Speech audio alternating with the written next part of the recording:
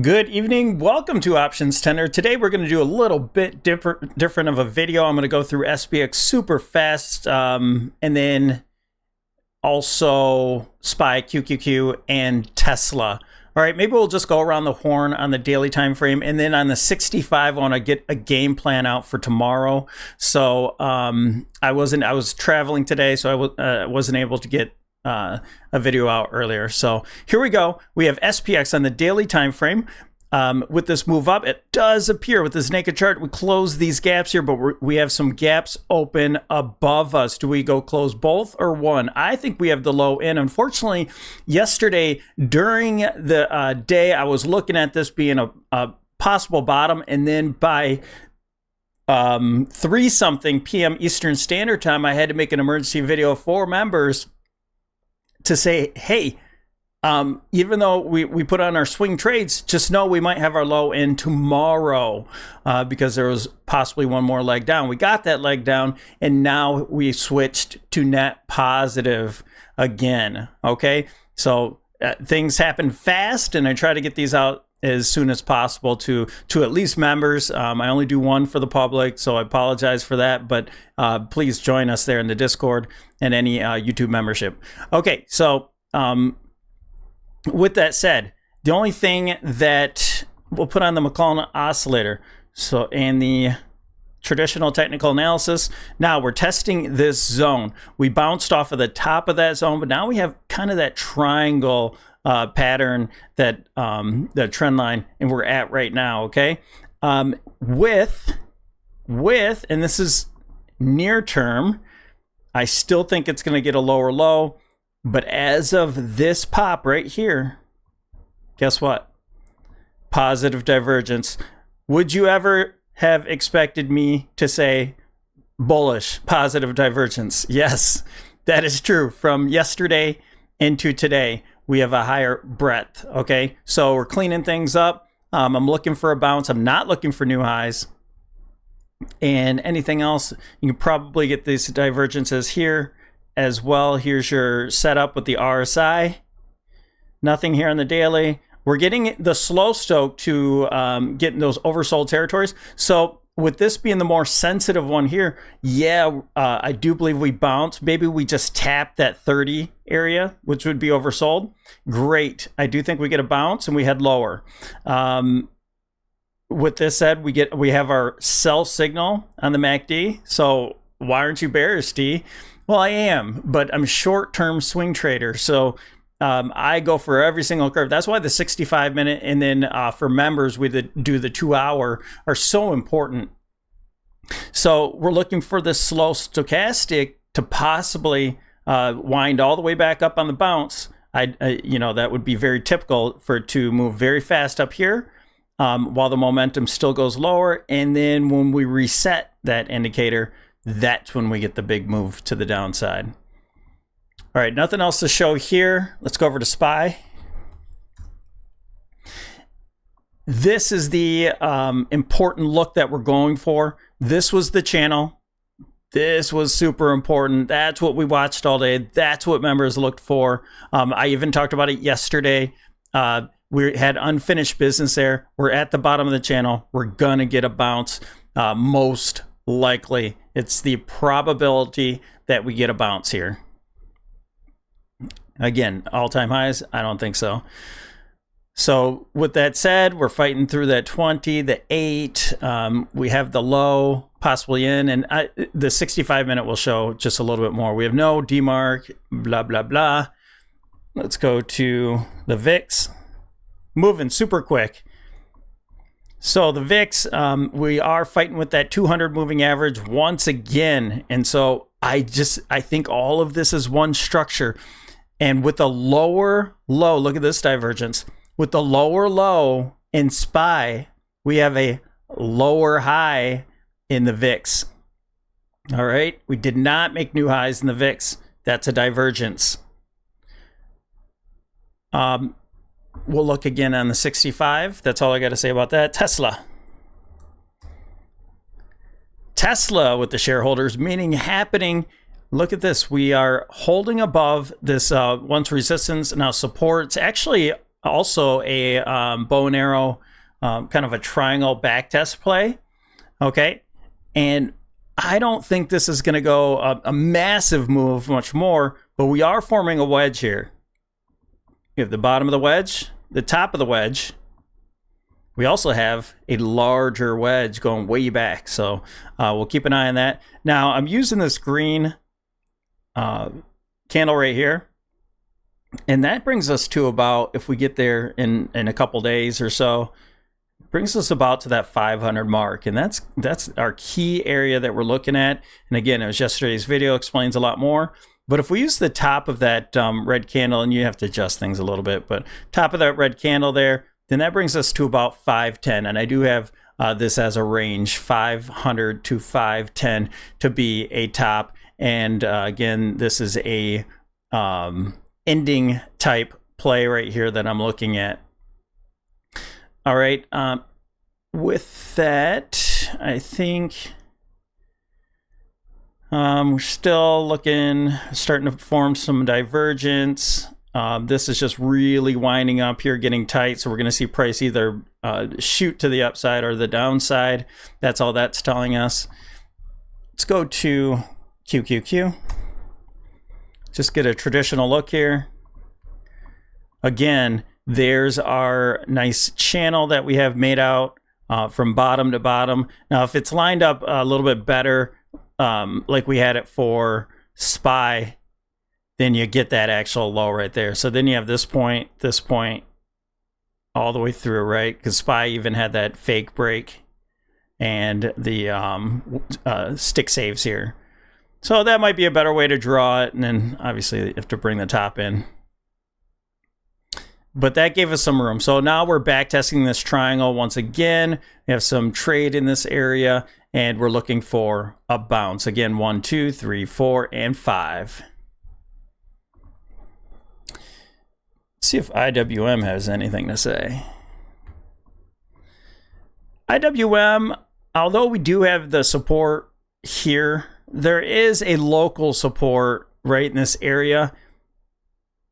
And again, I think we have this 5-wave move down. We get rid of that. We didn't get the measured move. And I think we're forming an M formation or a double top here. So with this being the neckline somewhere around 240, I think we'll bounce from here and form the right shoulder. So you have, if you're looking at like a double head shoulder type thing, you have a left shoulder. Here's your two heads, and then a right shoulder here. And then you get the resumption to the downside. So keep in mind this 240 line. I think we'll bounce off of this like everything else. That's our local support area. Once resistance. DIA. I didn't have time to look at all this stuff before. Here's your 2007 trend line. Here's your wedge. You know, holding on to that. Is it breaking down? Maybe. I mean, a couple ways you can look at it, right? We line up those two bottom candles, then we're at the bottom wedge here. So drawing it a little bit better here. Same thing, had some price action that couldn't break down, and then holding that low, probably get a little bounce here as well. All right, with that said, let's go down to the 65. Let's just look. Here is what we're keying in on, looking for the bounce. So we're at the channel low here. Also at the options expected move. I said in the Discord, I said, we're at all the supports, you guys. So we had this breakout area. Yeah, we're a little bit below it. You have the channel. You have options expected move. Now, here's what we noticed yesterday. This is an expanding diagonal. And I had to describe to everybody. Now you can draw it like this. You get a lot more touches. And then you have that right there as well. That was a fake break. Okay, so you had your 1, 2, 3, 4, 5 is how we're counting it right now. But before we're looking at a 1, 2, 3, and then a 4 and a 5 here. And I said to members, I'm like, wait a minute, it doesn't really matter which way you count it right there. It's all speculative. I was like, you can still keep this as a 1, 2, 3 because it's expanding. That wave 3 is longer than wave 1 into wave 4. And 4 is bigger than 2. And now your wave 5 could easily be a 5, 3, 5. Done, right? Boom. ABC right there as your each wave is 3 waves if you have a leading diagonal. Boom. Right at the channel bottom. And then came back to hold that channel bottom with possible catalysts coming up. You know, the government shutdown could end tomorrow. You have Free Friday that's available at support with the shareholders meeting. Things could get wacky wild tomorrow and going into the rest of the week. And I described exactly the game plan of what we're going to do going into some of these retracements. And now we can adjust our retracements perfectly. I'm going to do the exact dollar amount later, but here's from top to bottom. And this now is our higher degree wave 1. We're looking for wave 2 into retracements. We'll get wave 3 going on. I drew too many. We can get rid of those. 5 will come out later. Boom. And we can even anticipate if we're getting all of wave 1 into, let's say, the golden ratio. We'll have to adjust that depending on how high we go. And we go right back into that 127.2 zone. That acted as really good resistance. And so we're testing the bottom here. We should get a bounce. Wave 3. It doesn't have to stop here. This will give us a knowledge that we're trend changing, and wave 3 should be somewhere around this area. Wherever it stops, it can stop way down here at this first target. We get wave 4 and then wave 5 lower. So we don't know all that yet. So these are just placeholders. We don't know exactly where it's going to stop. We'll have to, count on our indicators to help us out as well. So there's your wave count. We'll be looking at the 682 area. Bingo, right into the zone. 683 has been printing and printing and printing and printing. And yesterday, we couldn't even get to that 50% when we had it marked down here. So we had this right here. And we couldn't get to the 50%. I'm sitting there looking for, I'm staring at the screen for like an hour. Like, when is this going to pop? And then we could start adding in our puts. I started doing it early, and then I started playing around with the Fibonacci's. And I'm like, wait a minute here. So I was like, if we're not reaching it to that 50, then what if this is just a retracement for this wave right here? And we were already at that 50. I was like, oh my gosh, wait a minute. We could go down lower. And so I made a quick 3-minute video and put that out there. So, all right. So we're looking at that 683 and the target down here to about 650. That will be your big chunk of change to look for that. That should be the easy trade. But this wave 2, just give yourself, lighten up a bit on, maybe some of these corrective moves. And then let's go to get the traditional look. And this is what kind of gave us a little bit more confidence here in our move, is taking this OptionsTender look here. And we started to get these positive divergences, okay? That's where we started to key in, hey, this is, it's already oversold here and we got our bounce, but then as we made a new low, we're getting a higher low. And again, we're oversold. And a lot of the individual names were well undersold, okay? So that's what started giving us our clues. You can look at other things. We're in the bottom of the Bollinger Band once again with positive divergence into a channel support. I mean, there's a lot of things going on here. Nothing's perfect, but those will give you some clues there. Sorry, dog's barking. That's Lucy. All right, so not a setup. We didn't quite get to the 13 count, but still looks really good for a bounce. And I want to also, if you're super bullish on this, just know that we're not going to go straight up tomorrow. We're at the other end of the options expected move, and it's I can get rid of that gap. It's very highly unlikely that we make it all the way up to the other end. I like to say that very often, just in case your trades are way out of the money, at least you can salvage some of them. Okay. I suspect that with our retracements, we'll close this gap. I don't know. Maybe we'll go to that 786, possibly. But it still doesn't even bring us to that next gap. So that gap could close later. Maybe it gets closed. Maybe we get new highs. But I think it's doubt. I really doubt that that type of price action to happen into next week. All right. So we had the Bollinger Band. We had all these things. Elliott Oscillator went deeply oversold, but didn't give us an actual clue that we could get reversed from there. Okay, let's go to Tesla and the VIX, and then we'll end it there. All right, with Tesla, this is our expanding move here. Okay, we started to break down from it. I thought this would have been a good one because of these lows here. It's still respecting it, and it's holding on to it now, and it could go straight up from there. But really, as we're counting this, it's just a 1, 2, 3, and now this is a 4. That's a 3-wave move, and I did get that wrong.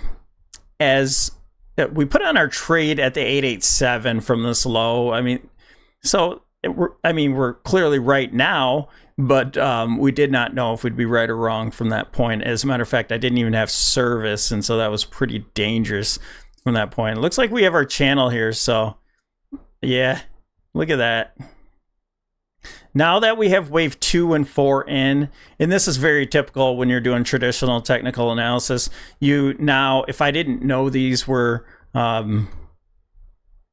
lining up there, you make this into a channel, and then you can usually find your wave 5. So that's a very typical process there if you're new to trading. And we haven't hit that lower end yet. Could we hit it? Tomorrow, certainly by next week, we could hit that 483. That's your easy trade. If this truly is an expanding type move, and then you actually have your trend line and start to break above there, and you have an expansive move, then you could easily make it to that 500. I'm going to leave this out here now because I'm probably not going to wait till 500 to take a profit there, but you certainly could. All right, that's it for that. And VIX. So with the VIX, we just stayed really in the same channel. Now you can draw this as an expanding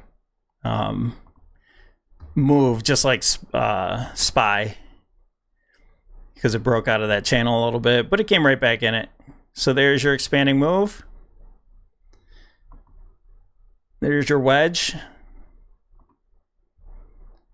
Boom. And we hit that top of the wedge again. Did we have divergence? I didn't look at this. Again, I've been out. No, we're getting our sell signal here, but no, we just oversold again. And let's see if we hold here, go higher. If we do, that price is going lower in the market. But my guess here is that we have our 1, 2, 3, 4, 5 wave move, and we start to break down from this point. Probably break from the wedge, maybe have some sort of retracement that's really deep. 17 possibly, all the way back down here. I don't know. We'll have to see with the cycles and everything. We'll do that in tomorrow's video. But for now, I do think we're going to get our reversal soon. If we do spike back up here, look for that gap and crap, or gap and go tomorrow. But again, I don't think so. I think things are going to be pretty rosy tomorrow, and get those bulls back in the driver's seat, at least for temporarily. So all right, thanks for watching here at OptionsTender. Don't forget to like and subscribe, and we'll see you in tomorrow's video.